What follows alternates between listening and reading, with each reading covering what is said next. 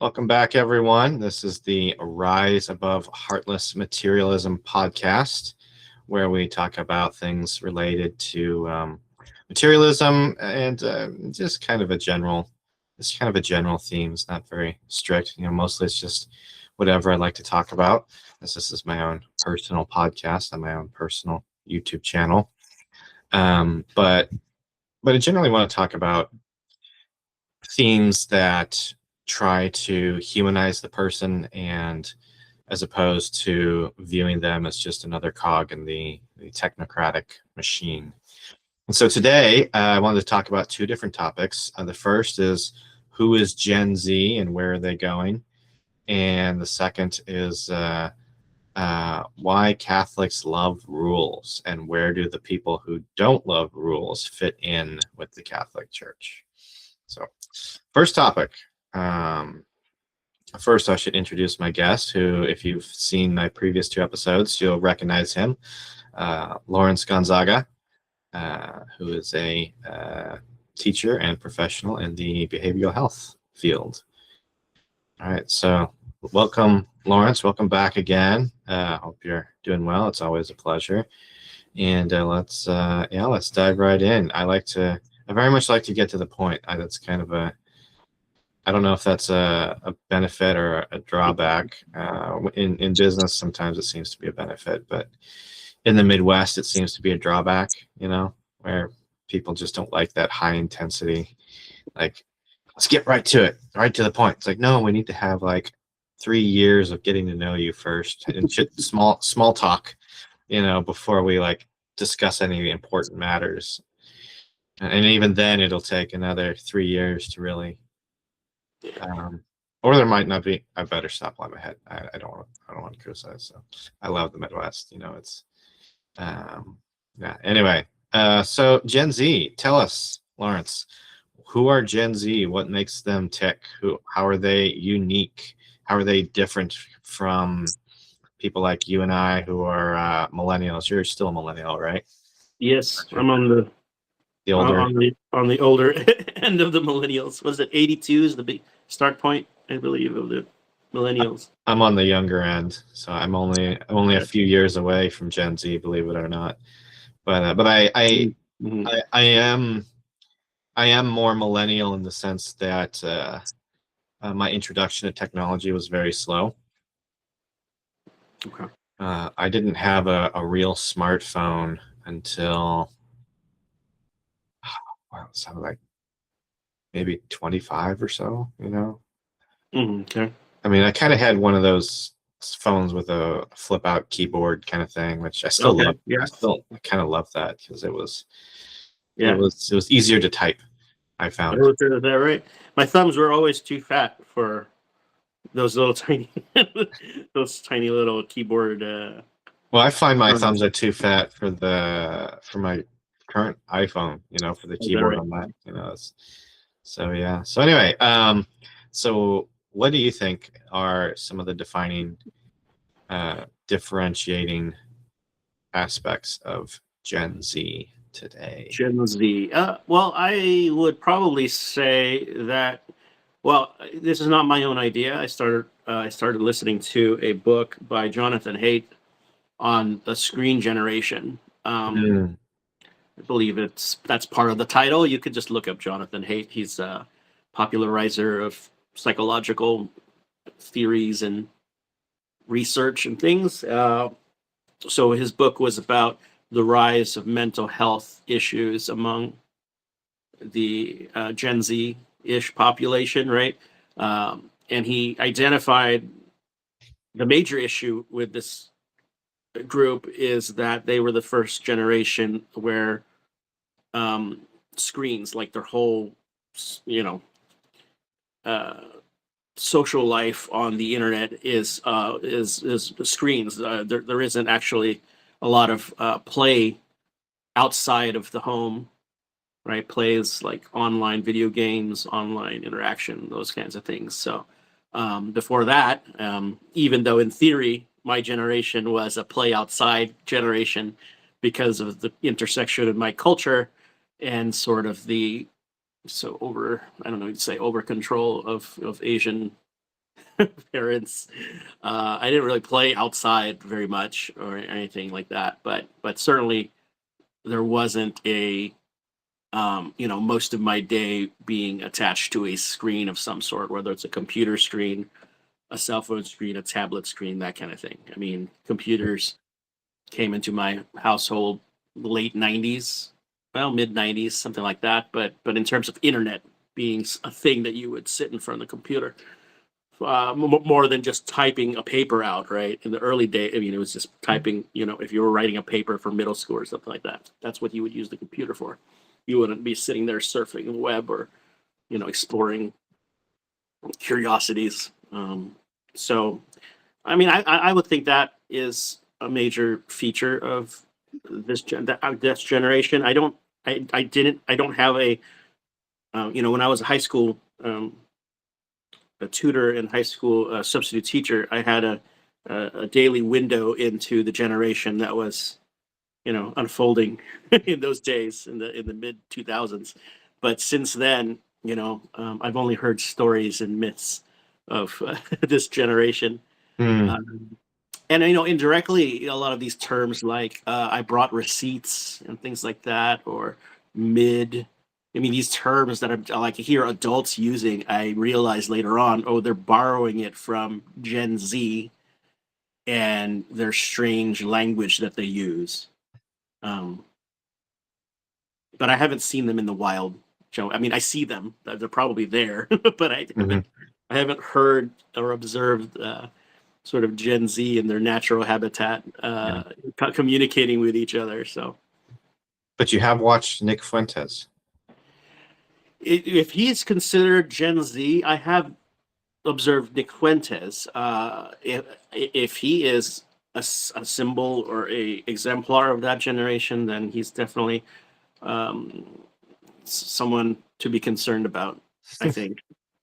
My Um, theory, I do believe he is Gen Z. I'd have to double check to make sure, but I've heard, I believe I have read people comment that most of his following is Gen Z men. mm-hmm. My, So, my theory about it, my theory about him is I think you can really see the sort of like scrambled social media brain, if I can be so bold as to say, which it's not necessarily a dig against him. Like I have scrambled social media brain. I think most of us do. We just chase after those little bits of dopamine that, your thinking starts to become very, it's kind of like a kaleidoscope, it's like 1 minute's this, and then now, oh, we got a whole new image, and you just make all sorts of like these random sorts of crazy connections that aren't really like what is the right term I'm looking for here? There's not really like a logical foundation of, okay, first you start with this, and then there's a logical progression of from this fact to this fact to this fact. It's more kind of just like, it's kind of like the difference between shotgun ammunition and a sniper bullet. It's just like mm-hmm. the shotgun is just goes everywhere all at once, whereas the sniper is just like one at a time, one at a time. Or maybe like maybe shotgun's not a good end. Maybe it's like a machine gun. It's always going, and you can turn it in so many different directions. Whereas a sniper's just like, okay, you have one shot at a time, so you have to be more deliberate and intentional as to where you put that bullet. Yeah, that could go. I mean, analyzed both directions, right? I mean, in terms of your initiation of you going out there looking for information, you could be laser focused to your sniper rifle analogy, or you can be, large spread, right? Let's see what's, and then you like to aggregate all your content into one little. Some people are very efficient in that manner. But the algorithm doesn't record. I mean, I wouldn't. Would you say the algorithm rewards that sort of laser focus, or does it reward the more like, ooh, see this, watch this, ooh, this is next, ooh, see that? Probably both. I mean, because Really? there's going to be there's probably they probably recognize there's they want the attention of both types of personalities, right? So if you are Yeah. laser focused on one thing, I mean, I could just search for the one thing, right? And then all of a sudden everything on my feed is just that one thing, right? Yeah. And so in that sense, it's like, oh, I think, this is the first time you've searched for that thing. It must be an important thing on your mind right now, and you need to take care of it. So they're going to spit all this stuff out to you. Mhm. Whereas they probably analyze all of my randomness, and then just, prioritize it somehow. Who knows? I don't know how really the algorithm works, but I, Yeah. I seem to get the vast spread of topics that I'm generally interested in fed back right into me, and it's not all just the one thing. It's the whole spectrum of things. I'll get wrestling things. I'll Mhm. get stuff from you know what I mean. Like I used to like wrestling back in the day, and so I get some wrestling stuff. I get some traditional Catholic stuff. I get some stuff that upsets me from the liberal side of the church. I'm like, why is that even showing up? Like, because sometimes I do interact with that kind of stuff and I like to debate, whatever it is, online debate or whatever. So I Mhm. suspect it's rewarding the, scatterbrain stuff. I mean, it's not something like from my end, I'm not looking to be scatterbrained. I'm sort of just, it's a pastime, unfortunately, for whatever generation is affected by screens. And I think you know in my opinion, I think the my generation, the millennial generation, is addicted to the internet in a different way than Gen Z probably is. Maybe it's the kind of apps that you use or whatever it is, but um yeah, I think it rewards that sort of randomness, that is the whole spectrum of my interests, I guess you can say. Yeah. I guess you have to be a little bit intentional, and I had to be, with recognizing that there's so much content out there that I could potentially be interested in, that it is overwhelming for me. And so I have to say, you know what? I sometimes am interested in that apologist, but not all the time. Like I have my two or three that I really like, and those are the ones I pay attention to. And the other ones, sporadically, I'll try to ignore their Yeah. posts or their whatever it is, because I could go into that rabbit hole of that topic, and then I'll pull all the books in my library for the topic, with this desire or this instantaneous interest to, like, oh, I want to learn everything about that theological topic, and Mhm. then something else. My squirrel brain sees something else, and I'm like, oh, there's that topic. That's interesting too.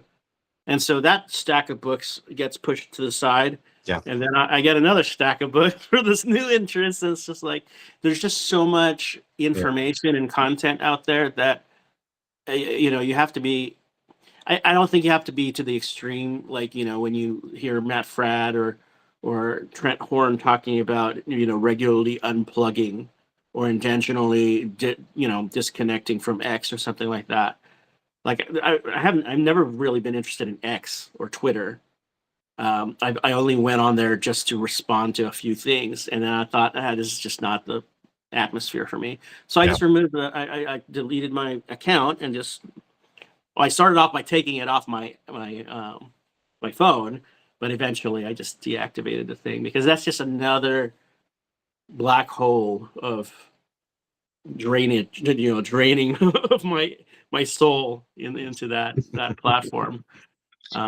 So my drug of choice is better, basically Facebook and maybe a little Instagram, but that's pretty much it. Um, I think. Do you think that there's a major difference because Gen Z actually grew up? Like they didn't.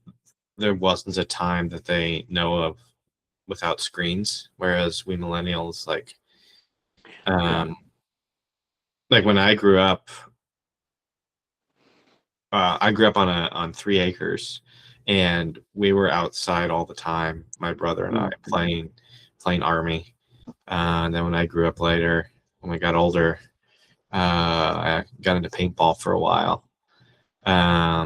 We did play computer games, but it was kept to a very minimum. Like we had only like maybe half an hour a day. mm, mm, Um, so And then at that time, the internet was the dial-up, Oh, the right. noise that Yeah. everybody remembers, beep, bom, bom. And sometimes it didn't even connect, That's right. Somebody picks up the phone and you don't connect, or it kicks you off of Yeah, the. yeah, yeah. So we had kind of a foundation where we didn't have that pulling apart of the brain, if you will, kind of to borrow from Dr. Mm. K's uh, terminology there, only applied differently. We didn't have that sort of like pulling apart in all sorts of different directions. We have kind of like a foundation of um, solidness, if you will. Mm. Like kind of. So it's kind of like a freight. Here I go with the metaphors again. It's kind of like we had that period where our mind was like a freight train. It was solid and Mm. it was going in one direction, and in order to change direction, it took more effort. Whereas, I think of today, it's kind of like a drone or like an army or like a drone. Yeah, you can just change direction on a whim and just go wherever you want and probably go in circles and never get anywhere. So do you think that makes as much of a difference as I'm inclined to think? That they started out, Gen Z started out with social media from a very young age, whereas Yeah. millennials probably we interacted with the real world until we were maybe like 10, 15, 20 even kind of Yeah, thing. that's definitely from child development, right? You're taking in everything from the ecosystem, right? And it's going to affect you in different ways. So yeah, so you might be in the same, so you're growing up in the same region, and there's still that outdoorsy, environment or ecosystem that you're part of, right? But the technology is like superimposed on that, or it's affecting how that um, life probably has shifted. You probably noticed a difference in your town over the last 25 years or so. I always was in like a city-ish or some. I don't know if it's technically a suburb. I don't know. I'm not in a downtown area, but it's a pretty sort of busy cities, Hmm. and so there wasn't a lot of outdoorsy stuff that I was raised with. Yeah. It had to be in, like we're going to the beach or we're going to Lake Arrowhead or Big Bear or something like that. It's like it was once a month, once a year, twice a year kind of thing, And even then, like, what did we actually do there? We didn't go hiking. My family was not the hiking type. We would go there to like just, I don't know, look at the mountains and look at the lake. Maybe if there's fireworks going on, we'll do that. But then we'll still eat at the city or in the town and then go back home or maybe stay the night. Who knows? But Hmm. it wasn't, you know, um, I mean, but that's specific to my kind of like Right. city life Well, still though, With Asian culture superimposed on top of that. I mean, you might not have like played out in the woods or anything, um, but did you have like an early Apple computer of any kind, or like did you have like You was know, there any kind of like digitization at all, sure. or Yeah, was mid was it? nineties. Yeah, mid nineties. It's a 386 computer. And Uh-huh. it's Windows 3.1 or whatever it was. Yeah. Whatever that was. You can't do. I mean, what are you gonna put a Minesweeper? Right. And that there wasn't much on that level of computer. And then after that, what is it? Windows 98. Yeah. But AOL was the internet, right? So whatever AOL what they call it, curated for you to put in front of your face, right? It wasn't like the full on internet. Right. AOL tried, I guess, to try to keep you within their AOL network. So they had chat rooms and things like that. I mean, that life was a very different kind of thing. Like chat room, people were like, what's a chat room? Like you would just sit there and just randomly like chat with people, asking questions or exchanging. I mean, who knows what information Hmm. about whatever interests that chat room topic was. Um, but that was, I mean, I guess that was cool. but it's not the same kind of thing. Like just to contrast, like you internet people, you connect with people around the world today. You could know all sorts of things about them, right? I mean, whatever they choose to put on the internet. Mhm. But back then, it's not like you can find out so much. Like you have to ask them for the information. Like it wasn't like a profile, you know. I think the advent of Facebook is when we finally you have this or MySpace, I should say, and that was what early 2000s, mid 2000s when you can actually see some kind of more about the person's personality um, than before. Of course, yeah. So yeah, to answer your question, of course, they're gonna have an effect on the next generation. What effect does it have? It's hard to say unless you connect with them, regularly. And unfortunately, I mean, well, I don't know if it's unfortunate. Maybe it's fortunate. I don't really generally interact with Gen Z very often. Now, if you're saying it's somebody like, you know, the gentleman that you mentioned earlier, Nick Fuentes. Nick Fuentes, I don't want to paint him as like yeah. the epitome of Gen Z, but I do know he is one well-known figure that I can point to and say is actually Gen Z. And he caters to that, like so Phil Campbell sent me an article to read several months ago to try to understand the mystery of Nick Fuentes, because I'll comment a little bit of this and I'm like, I don't know, I think he's very performative. I think he's not sincere, like, because you'll see one post and it says one thing and I'm like, well, why is he saying the opposite thing? Then like I didn't understand it. Like I felt like this guy was just kind of going with the wind, lick your finger and like, okay, where's the thing going, and just kind of what's the term they use, the grifting, right? It's trying to get people to just kind of feed it more and more of his information. You get stuck on his content, right? And which is addicting in itself, because I mean, maybe that's a topic for a different conversation as well, because I think this addiction to internet personalities is really something that is fascinating to me, and it's concerning to me because I don't think it's really high quality. Like when we connect with people like these internet influencers, like I don't think it's like high level. I think it's a drain, if anything, of like potential for learning. And maybe it's just my observation. Like if your favorite person is like, I don't know, I haven't heard his name in a while. I wonder if he's still going on. It's pretty strong. They call him a Pope Splainer. What was his name? Michael Lofton. Oh, Michael Lofton. Yeah. Like it's just like the kind of you observe the chat, you observe the interaction, and it's just like what. In my opinion, it's like folks that just are they learning more stuff really from Michael Lofton? Are they learning more stuff? Like how many times do you need to learn how to respond to Sola Scriptura? Like I don't know, I'm 42 now, and I studied Sola Scriptura, how to respond to Sola Scriptura. I mean, has the apologetics really changed that much to defend the Catholic Church and to tackle Sola Scriptura, Sola Fide, all these other things? So why is there so much content from all these different from the same thing? It's not like it's value added. It's just another spin of another perspective. Mm-hmm. So really, I think the commodity, in my opinion, the commodity of social media influencing is not even the intellectual content, I don't think. I think it's the connection with the personality. Yeah. Right. That's different from the 90s and the early 2000s. Like, all these authors here back in the 2000s, it's like, unless you saw them at a conference, unless you flew over or whatever and go to their thing that they had a parish or something like that and see them in person, shake their hand, you couldn't interact with these folks. And you might find their email, but like, they're not going to respond to your email. But now they're on your Facebook.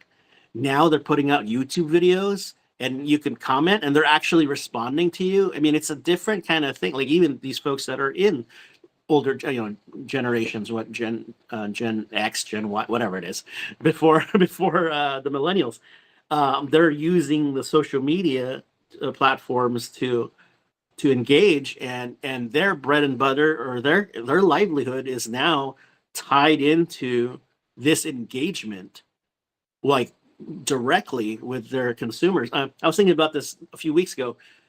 Your income as a Catholic author back in the 90s, 80s, 90s or whatever, like, like the Catholic Answers types, right? Your income is like based on selling books and selling tapes and selling CDs. But now people can do super chats on YouTube or something like that, and then they'll throw $5 at you. Well, that's more than the royalty that you would have gotten from selling one book, right? Back in the day, you sell a book for $20. I mean, all the costs to produce the thing, you probably get, I don't know, $2 or $3 from that book as an author. But now you can live stream, and then if you have the fans on there, they'll throw $5 at you just for mentioning their name. Does that Yeah. make sense? Like Yeah. so, and I think that's the thing that feeds the person. Like, ooh, my name was like there. You get this kind of rush of being seen, being recognized, being, here's my sort of my intellectual idol or whatever. I don't know, whatever. I like this guy personality or whatever. And they're acknowledging my existence and interacting with me, answering my questions. And if I throw $10 at you, you'll pay more attention to my question than the $5 one. I mean, Does it make sense? yeah. How much different would that be than like the caveman's tribal leader Mm. recognizing him for going on a great hunt? Yeah, no, I mean you're right. It's at its basic level. You want to be affirmed, you want to be seen, recognized, affirmed, or whatever. But certainly the proximity is there, right? Why aren't we seeking out the attention of our local pastor? Right. Right. I mean, that's real connection, right? And I do that. I mean, I connect with the local, like, right. That's more meaningful, and yet, but the thing is, there's energy expended there, right? Mm. It's not like I can say, hey, Father so and so, here's $5. You want to hang out? You know what I mean? He's busy doing his priestly work. Like, I don't know, maybe that Yeah. does work. If you're like a celebrity priest, you're like, hey, Father, here's $5. You want to let's go? I'll pay for your dinner. Let's go. And sometimes, I mean, I do that. I mean, I have a lot of priest friends in the local diocese, and I'll say, well, I'll take you to dinner, or let's just go to dinner, and then I just offer to pay, right? Mm-hmm. So I don't see that as paying for attention per se. It's building friendship, Right. and also recognizing that there's a sacrifice there that I can never repay, but the least I can do is buy you some coffee or dinner, something like that. Yeah. And That might be a good segue to talk about relationships that Gen Z are having. Like, I keep hearing these reports that Gen Z, when they're employed in service industries, like food service or maybe I don't know, hotel receptionist or something like that, they won't greet the customer. Like the customer has to go up to them, and I've noticed that lately. But I mean, when I was 18 working in food service, like that was very much impressed upon us, that you say welcome to the customer, you say hello, you acknowledge that they came in. Whereas now it seems like anywhere I go, I'm the one having to walk up to somebody and say hello, how are you doing? Is that part of the training, though? I mean, I can't imagine Yeah, them it being was for trained. me. Okay. No, I mean, I don't today. know if it is now. I mean, thankfully I don't work in food service anymore. So Maybe they're recognizing the fact. Maybe it goes both ways. I guess is what I'm saying is maybe it's not so much that it's Gen Z imposing their culture of not initiating contact, but maybe it's the organization or the company that they work for recognizing that some people don't like that, or maybe I don't know. Maybe today's age, maybe most people don't like to be bothered. yeah, I mean, honestly, could I'll go into I'll go into a shop or store. I am kind of annoyed when they come and ask me, like, "Hey, uh, what are you looking at?" I mean, I just got here. As a matter of fact, I thought that recently. I went into this new restaurant I'd never been to before, and they see me.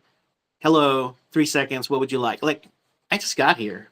I mean, maybe regulars might know what they want, but don't assume I'm a regular, right? That you're putting pressure on me. mhm. So that's me. That's my person. I don't know how indicative of that is for other people, Yeah. or how true that is for other people. But I feel rushed.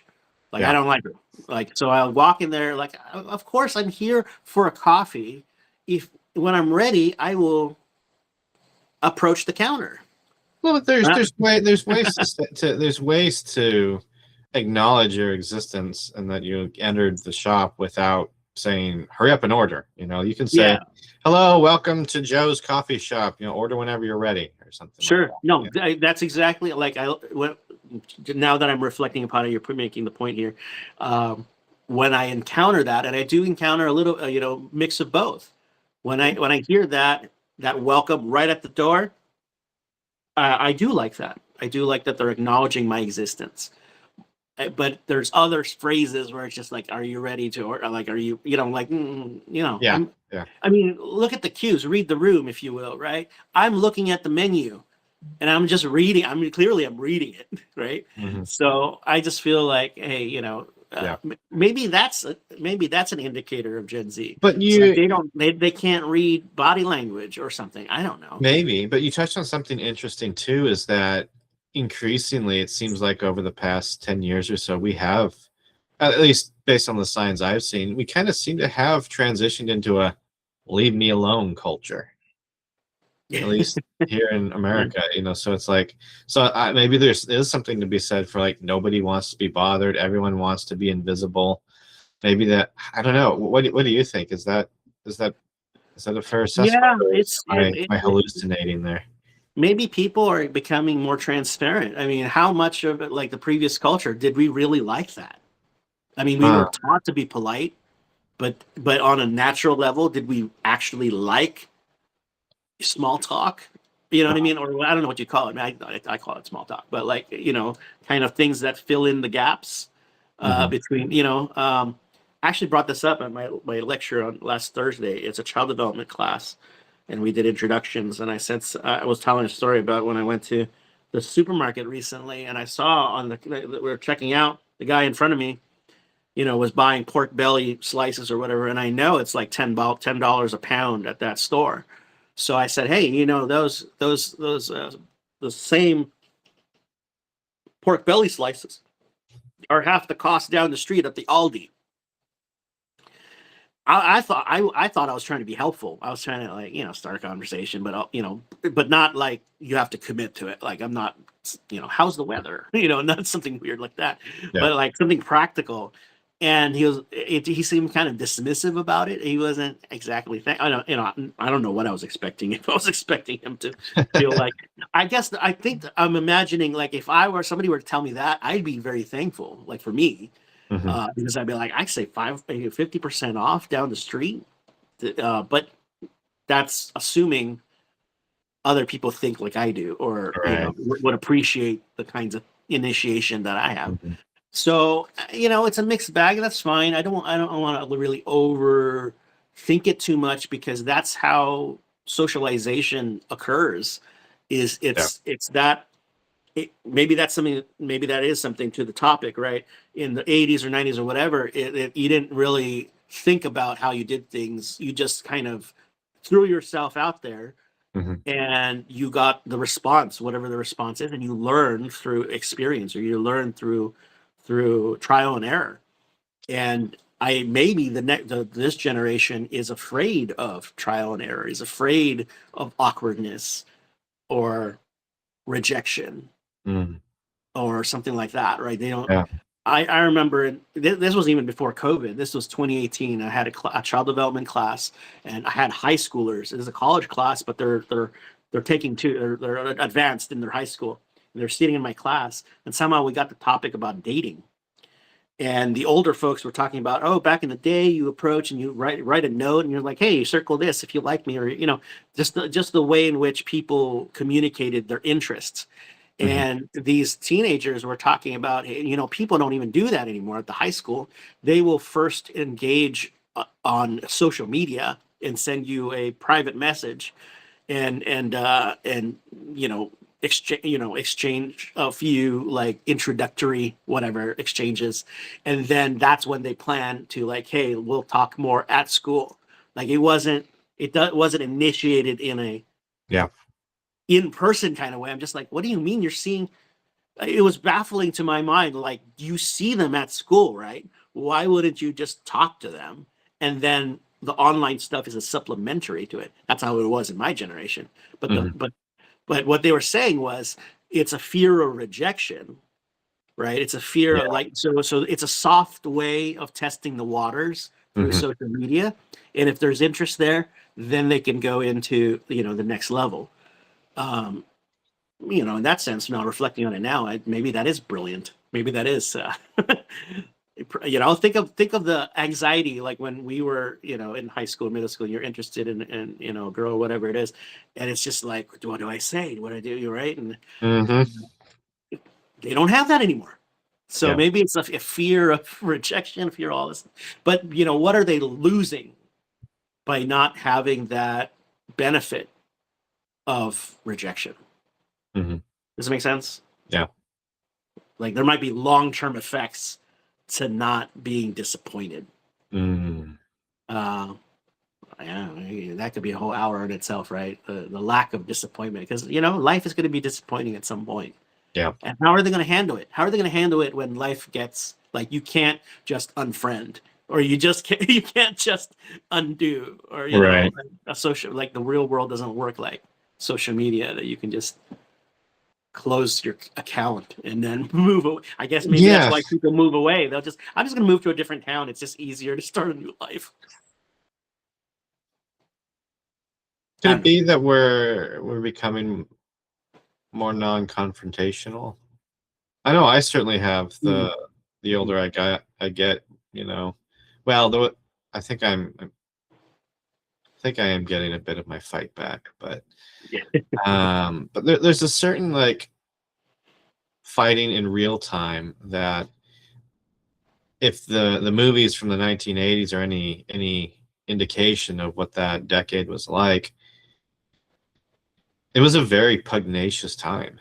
It's like it was all like act in the now. I think you touched on that earlier. Very much like we're doing things right now. And we're solving problems and forming relationships right now. It's very much present focused. Whereas now, like I know I certainly, I had that, when I didn't have that growing up, but then in my 20s when I started my own LLC for video production, I really picked up a lot of that, and then I think it just really completely stressed me out. And then like 6 7 years later, I was like, just done with that, and now I'm trying to get that back.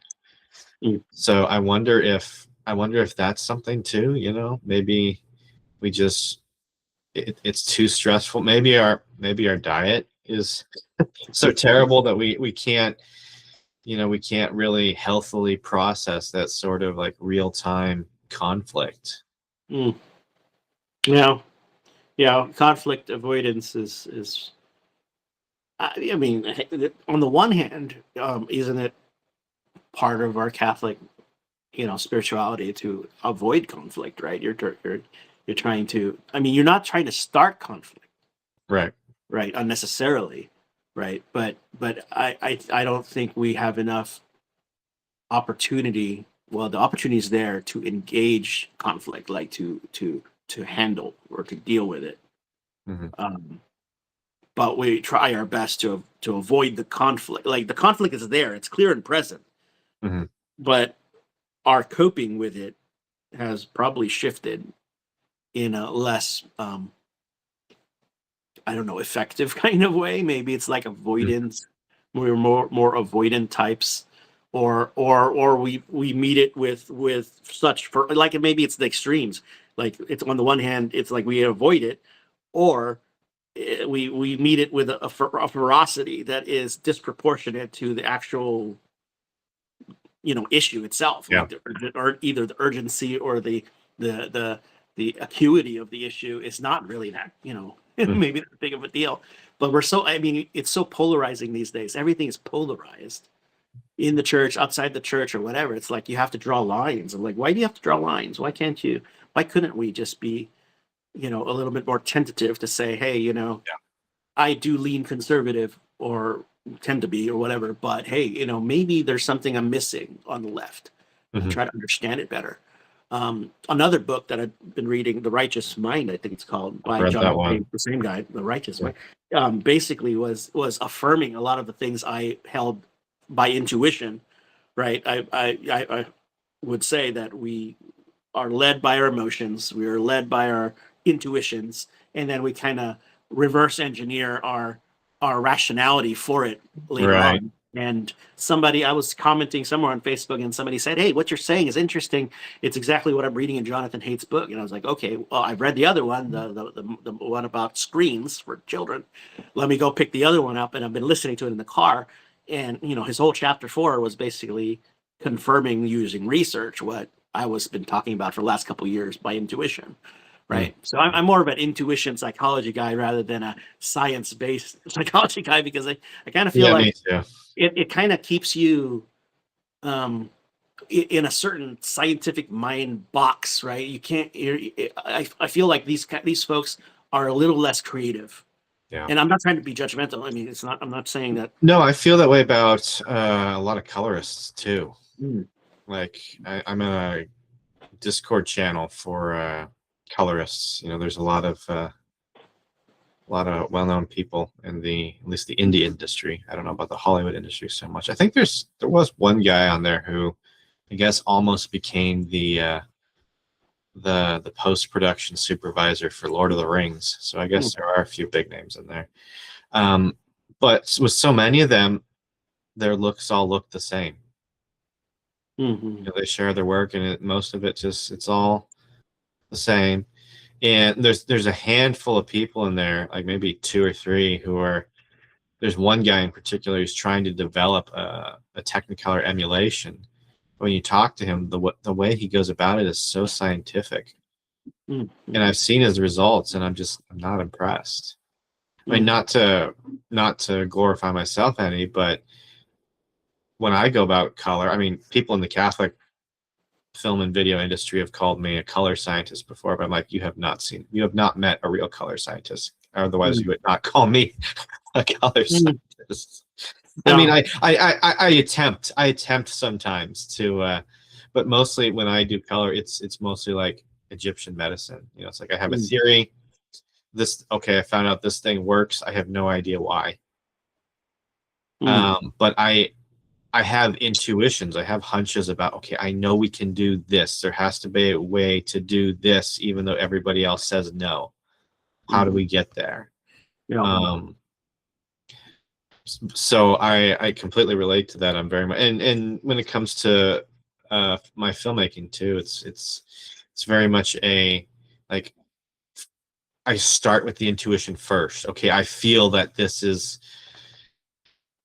a fitting way to frame this shot based on what's going on in the story, or I'm in downtown Lincoln and I'm looking around and I'm just like, ooh, this shot communicates what I want. And then a lot of times later, like then I'll have the rational justification, like, oh, well, I chose that, I made the decision because this and this. But it starts with I feel that way. However, I Mhm. think the intuition can be informed though, and I'm sure you would agree with that. But Yeah. Yeah. For um, sure.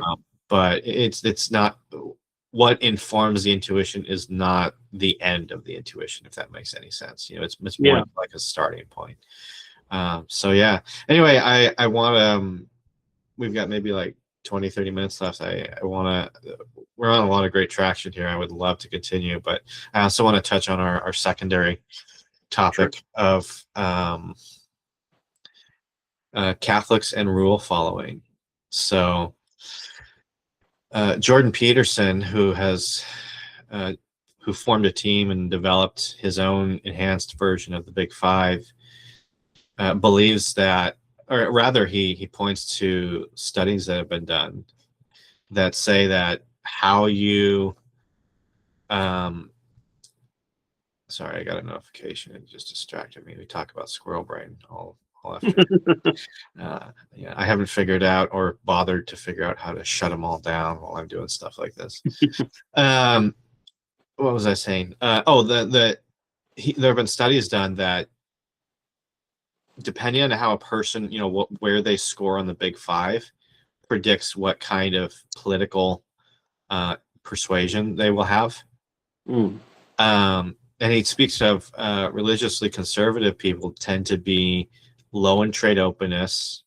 I can't remember if he said they were high in trade orderliness, but I'm going to say high in trade orderliness. Orderliness generally predicts conservatism anyway. So, which is great, like I'm not here to question any of the church's rules or dogmas or doctrines. I adhere to all of them, like it or not. But there are things that the church does not regulate. And those people who are low in trade openness, high in trade orderliness, they're going to be the faithful ones to doctrine, and they're going to be drawn to a more, shall we say, rigid religious structure. But my question is, what are the downsides of regulating things that maybe should not be regulated? And then also, where do people who are not, let's say somebody who's high in trade openness and low in trade orderliness, where do they fit in the church? And I think specifically of the people that Steve Jobs talks about in his famous Apple ad, the crazy ones, the misfits, the rebels, the troublemakers, the round pegs in the square hole. They're the people that change things, that they're kind of the new explorers and the new architects of the future civilization. So it's not a trivial question, and you can't just like brush them off. Like for all the trad bros out there, like if you want a Christian, if you want a Catholic system of government, you can't just say you want that and expect it to happen. You have to have these ambitious, creative, innovative, imaginative people to do that for you, to move society in that direction. So it's not at all a trivial. You can't just brush them away and say they're irrelevant. It's like, no, if you want this to happen, they're the kind of people that have to be in the church. But the problem is, if the data that Jordan Peterson asserts is correct, they don't want to be in it because they see it as restrictive. They don't like rules. They're not fond of rules, as the commercial says. So anyway, that's a lot of info dump. But what is, as someone who actually works in the behavioral health field, like what is your thought on that? Like how do we keep those kind of people? How do we attract them, and how do we bring them back and keep them in the church? Yeah, well, let me start off with saying there is room for all individuals in whatever spectrum and dimensions and personality types and styles. There's all are called to salvation, right? Let's start off there, right? All are called. Mm-hmm. Few are chosen. That's from Scripture, right? Mm-hmm. So, so salvation is open to all. So there should be, and I think there is, space for everyone on any spectrum in the church. I don't know if it's the duty of the church to necessarily cater to every dimension. Like, Let me jump in and say I'm not expecting the church hierarchy to change anything that can't be changed. Yeah, no, I guess what I'm speaking to more so is the laity more than anybody else. Maybe the parish priest too, because the parish priest has to interact with those kind of people. But I'm more thinking from the position of the laity in the community that pops up around different parishes. Like those if those communities are made from people of that low trade openness, high trade orderliness personality, then if they're the people who are most attracted to that, then that's going to be the majority. And then even if the church is in theory open to everyone and has a place for everyone, and yes, people I've talked to have agreed that is the case, but the average person is going to have a very different view of, they're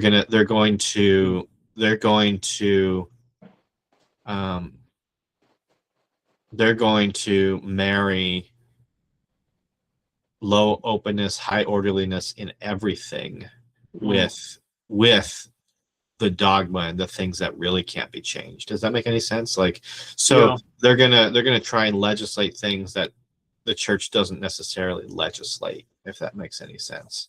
And I Yeah. think those are the kind of things that drive away trade openness, because they encounter that kind of community and they're like, I don't want any part of that. I want to be free, you know. Sure. When if they So, had encountered just what the church teaches and just what it legislates, and if they had been explained to it properly and encountered it from personal experience, I believe that, you know, what the church teaches is actually liberating. It's not an imposition on freedom. It might seem like that at first, but mm, it's really it is really the gateway to freedom. Um, but when you focus only on what's legislated and you don't get beyond it, or if you legislate things that don't have to be legislated, then I think that's where you get into trouble. I don't know. It sounds like I'm trying to solve yeah. my question, but Yeah. So I there's too much variation, and to try to attempt to answer the question seems to already assume that it's going to be ordered, right? It's going to be an order. It's some kind of, you know, right. oh, two parts this, three parts this, or whatever it is, and it seems counterintuitive to the very nature of the question, which is the kind of person that's a little bit less, concrete in many ways, right? Mhm. So maybe the person who is encountering the church and is turned off by the church is not encountering the right kind of folks that that are able to answer the questions that they have, or read the concerns they really have, because they might not be communicating it properly. I think there should be more folks that are like, representatives of the church that are more flexible, more tentative themselves, and they themselves might be orderly. Like I would consider myself conservative, very, orderly in terms of my way of thinking, Mhm. right? I But happen to be high in orderliness and openness. oh, okay. So I don't know where I've not taken the big five, or Peterson's test or whatever it is. So I don't know. So I also don't like, taking those things, and then now my personality is then patterned off of that as if that's the thing. Mhm. Because I need to be flexible. What I'm saying is I need to be flexible enough to whoever I encounter, right? When Paul says, "Be all things to all men," Mm. right? What does that mean? I mean, that doesn't mean Paul can't be a jerk like he sounds like sometimes. Like, you know what I mean? Like he sounds really, like he would be the type to be like railing at my sins. You know what I mean? It seems to be the type to be that way. But when he says, "Be all things to all men," I am also imagining that he is flexible enough that maybe he's encountering the Galatians or the whoever communities, and that tone that he has there is tailor made for the Galatian community and their particularities of their culture. I'm assuming, right? Mhm. And maybe he encounters some other kind of community, and it's like that's not what they don't need what the Galatians need. They need something else. So I'm going Mhm. to approach it a different way. And, and these days we're so kind of disconnected somehow in terms of the real world, that it's if you couldn't just say, oh, those people in Phoenix are Phoenix types. Like you couldn't treat all people in Phoenix in the same way, right? You almost have Mm. to kind of like each individual as they come. Yeah. What are your needs? And that's kind of my approach to apologetics, if I can even call it that, or evangelization. When somebody is, when God places somebody in my midst, and my ministry, if you want to call it. I don't call it ministry. I'm sorry, apostolate. I'll call it apostolate because ministry is related to the church. Mhm. Um, when I'm encountering, they're like, "What's your barrier?" That's usually my question. It's like, "What's the thing?" Right? I could talk about sola scriptura, sola fide, worship on Saturdays versus Sunday if you're an SDA, or I, spent 2 hours talking to a Muslim apologist a few weeks ago. Mhm. I, you know, I don't spend a lot of time reading a lot of apologetics on Islam, like because it might not even apply to this guy. So literally, I think I would have done better the way I did, rather than if I read all this stuff about Islam and then I'm like trying to find an answer to his statement to do apologetics, rather than what he said right now. I'm going to respond to right now because it needs to be said or whatever it might be, right? Mhm. I don't know if that makes any sense, but Yeah. I think we need more people who are better listeners than they are speakers. Yeah. Because then they're really trying to understand what the person is saying, what their real concerns are, and maybe reaching back into that toolbox and back to that knowledge stuff. Don't be ignorant of your faith either. Understand your faith, so the faith so well, and so that you're equipped to have the tools, so when the tool is needed, you have it.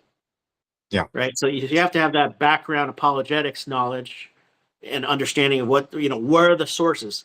If I don't know the answer, where do I go to? Do I do the Catholic Catechism of the Catholic Church, or is the Catechism of the Council of Trent? Is it going to be a writing from John Paul II versus Benedict XVI? I mean, you have this variation. Maybe you don't want to start off like you have somebody who's like a Protestant who's like looking for certainty, looking for security because their denomination is crumbling.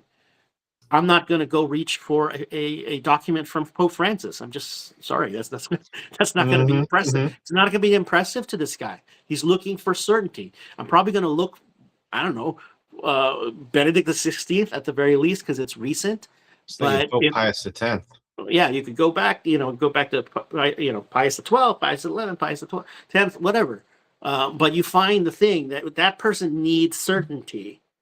Whereas, you have a person who's, the United Church of Christ, and I don't know, maybe for whatever reason they're open to Catholicism. They're coming from a denomination that is very, like they call it, open and affirming and all that stuff, very liberal. Okay, all right, maybe I will use a Francis document just to whet the appetite. It's still a document of the church. It's still a document of the Pope, but maybe I'll because it's that sort of openness Yeah. to, I want to look for a document that's like controversial, like totally controversial, I guess. I think you know what I'm saying. Like, you find the thing that's maybe going to entice them to at least get their foot in the door, and then maybe let grace do the rest. They're Yeah. gonna find something that's gonna cater to them within the church, and then hopefully, gradually, they might approximate towards orthodoxy. I think what you're trying to say is you don't give every patient the same prescription. Yeah, you give them what they need. Yeah. You don't get right. It's like a catch-all. Some doctors will say everybody gets azithromycin. Their approach might work. Like if you have an infection, I mean, azithromycin is the strongest. I've been told the strongest of antibiotics, right? But maybe it's overkill for some things. Well, and you don't give azithromycin to somebody who has a brain tumor Yeah, totally different. or somebody who has, I don't know, gout. You give them whatever medicine matches the ailment. Yeah, well, going back to St. Paul. St. Paul also, he's got all the catchphrases I love, right? So he says, some of you need milk, some of you need meat, right? So that's obviously a vast chasm between the two, right? Yeah. So spiritually, some people need nourishment because they're not ready for solid food. Yeah. They're a baby. They're spiritually they're in spiritual infancy. And then there are, right? So you give them the milk of the stuff of whatever the faith is that they need. And then some people need the meat. You might have, powerhouse philosophy PhD converts, right? They're gonna need something else. They're not gonna need the basic stuff. Yeah. They're gonna need, I don't know, John Henry Newman. I don't know, something like deep philosophy. Thomas Aquinas. They're gonna need Thomas Aquinas. Kale and steak. Yeah, you're gonna give them steak. You're gonna give them the best, the best of what they need. So, unfortunately, I think there's not enough people who can discern the needs of the person that they're encountering. Right. They think I'm gonna just buy 20 copies of Catholicism and Fundamentalism by Carl Keating. And that's my apostolate, is just giving away, hey, read this book, read this book. And then they come with questions, and you're like, you don't know the answer. Like, didn't you read the book? That's your answer. Like, no, you need to sit down with the person. It's more effort, a little bit more effort than just drive-by apologetics and catchphrases and things like that. It's like, and then sometimes you also need to learn how to discern when to dust your feet. Some people will like, oh, I love my neighbor next door, and I'd love for them to be Catholic. And you've been spending 7 years, and you're not getting anywhere. How much more effort, right? Come on, you have probably encountered so many more people that could have benefited from the effort that you passed over because you have chosen this one who's stubborn or doesn't want, like. You do what you can, and you have to kind of discern, okay, you know what? I've said everything I need to say. Yeah. I had a former college student that was interested. And so, he added me on Facebook after he took my class. For years, he sees my apologetics on my Facebook. And then eventually he reached out, or I saw him, and then he said, hey, let's talk. So I spent, I don't know, altogether, like something like 15 hours altogether, 1 hour coffee, answering all his questions. At the end of the thing, he said something like, you know what? I think I'm Catholic in terms of my doctrine and my, you've convinced me of all these whatever things. But you know what? I can't leave Calvary Chapel. I just got engaged. I'm going to get married or whatever. And she's in Calvary Chapel. We have so many friends. I'm like, okay, well, that's your reason. But one of the last things I had to him, though, the last time we met is, just because you say you're Catholic and think you're Catholic, it doesn't make you Catholic. You have to be Catholic. It's the whole package. So now you're not invincibly ignorant. Unless you're lying to me, that in your mind you want to be Catholic doctrinally, and that necessarily rejects the theology of Calvary Chapel. So you're going to have to choose. And as far as I can tell, 2 years later, he's still at Calvary Chapel. Am I going to keep reaching out and wasting time and whatever? No, I'm going to put my effort somewhere else, because his block is not here. His block is here. Right. That's my microphone. I don't know if you heard that, but yeah, his heart is here or whatever. Okay, some of it's here in terms of like bias. What I'm saying is the block isn't rationality. Right. It's not intellect. His block is like the emotions. Which is really here. It's not really, the heart has no emotions, but you know what I mean. The cognitive biases, all this other stuff. That's what's preventing him. Is he can't give up his community. It's scary. You're giving up all the community that has supported you all these years, and then you're going to go join the Catholic Church. You don't know anybody. He only knows me. Yeah. That's scary. Yeah. Very much so. So. I don't know. Did I answer your question? I think I did. Yes, you did. Yeah. Yeah, that was good.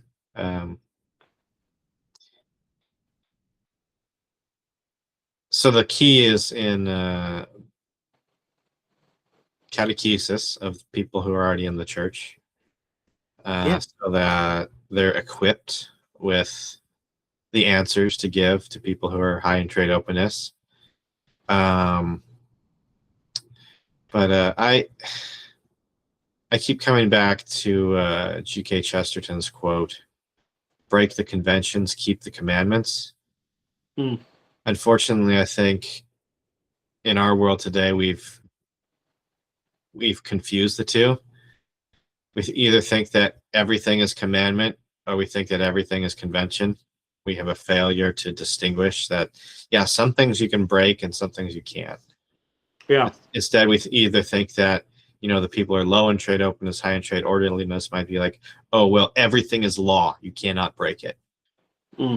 Whereas people who are high in openness, low in orderliness are like, nothing is law. You can break everything. Yeah. Well, yeah. It's a failure of catechesis, right? Yeah. I don't remember who said this, but it's like in all things necessary, unity. In all things, all things essential, unity. In all things non-essential, diversity. Yeah. Right? So essentials. What's the essentials of the Catholic faith? Is the dogmas, the doctrines, the teaching, the official teaching of the church. That's essential.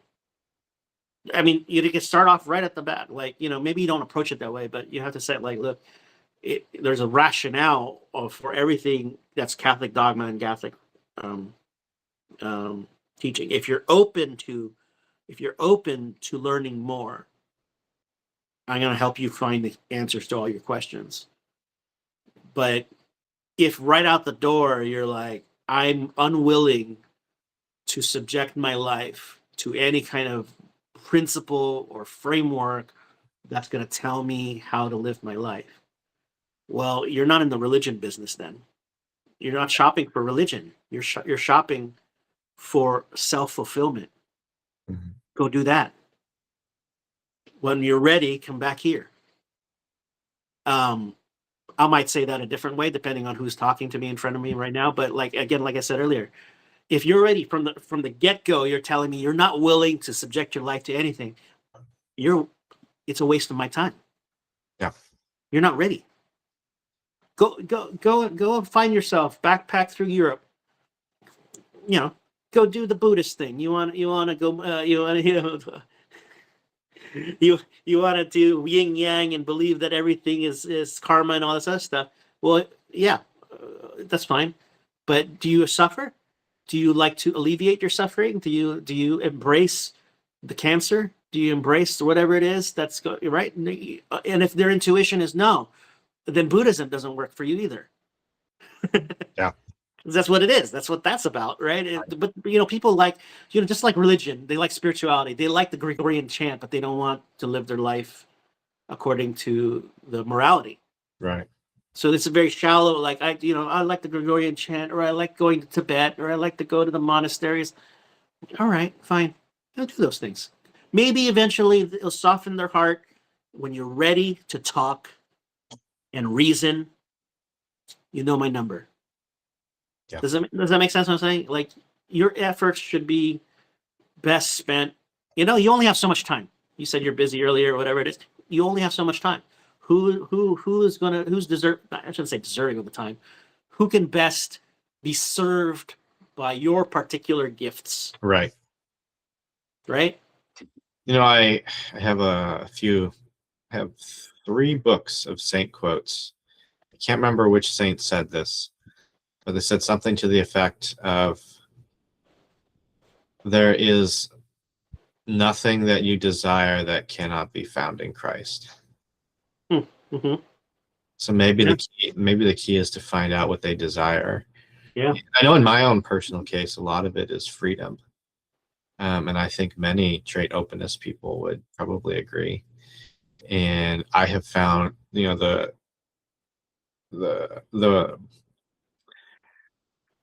farther along I get in my faith, the more free I become. And that means subjecting myself to things. And yeah, sometimes when I at first subject myself to them, it feels a little uncomfortable. But then eventually you start to realize that, oh wow, this is actually giving me more freedom in my life. That doesn't mean I'm perfect at it. I still have a long way to go, but I've also come quite a long way. So maybe on that note, we've solved all the world's problems in an hour. So yeah, that's right. There's going to be more problems that come up later, but for now we're at 0. We're at incident 0 incidents. 0 incidents in the past 30 seconds. 30 seconds. So, all right. Well, thanks, Laurence. Appreciate your time. Always good to talk with you. We'll have to do it again sooner this time. And have a good day. Enjoy your Southern California weather, and I'll enjoy my Nebraska weather, which is surprisingly close to Southern California weather right now. It's I know yesterday was cold. It's a little cold here right now. Yesterday it was in the 60s here. Okay. So I imagine it's probably it's actually the low was 40s and the high was 70, or not even 70, 65, something like that. About the same. Yeah. Hey, you could move here and you Yeah, have that's the right. same climate. For a short period of time. Just lock yourself into cryo sleep whenever those short-lived cold snaps of 0 degrees come around. You know, just pretend they don't Yeah. happen, and you'll be fine. Yeah, we'll just build a fire or something. All right. Well, thanks everyone for watching, and until next time.